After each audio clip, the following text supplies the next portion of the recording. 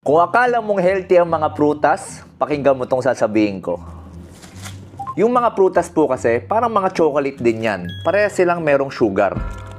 At kapag pumasok ang sugar sa katawan natin, pwede mag-cause ng inflammation, pwede magkaroon ng mga taba sa atay natin, pwede mag-spike ang ating insulin at mag-cause ng diabetes. Ang sugar ng pinya na to ay natural. Ang sugar na nasa chocolate na to, synthetic at highly processed. Pag kumain ka ng prutas, may kasamang fiber yan. Yung chocolate, wala, tamis lang. Also, ang chocolate may kahalo pa tong gatas. So, added calories, mas mabilis kang tataba. Ibig sabihin, dapat po pinipili natin yung uri ng sugar na ipapasok sa katawan natin. Kasi hindi po lahat ng pagkain na may sugar ay pare-parehas. Pero syempre, kagaya ng sinabi ko sa intro ng video na to, kung lalantakan mo ng sobra-sobra ang mga prutas, kung prutas lang yung lagi mong kinakain, at kung kulang ka sa exercise, asahan mo, unti-unting nasisira ang katawan mo. So kung may kaibigan ka na hindi makadecide kung prutas o chocolate yung gagawing dessert, tag mo sila sa video.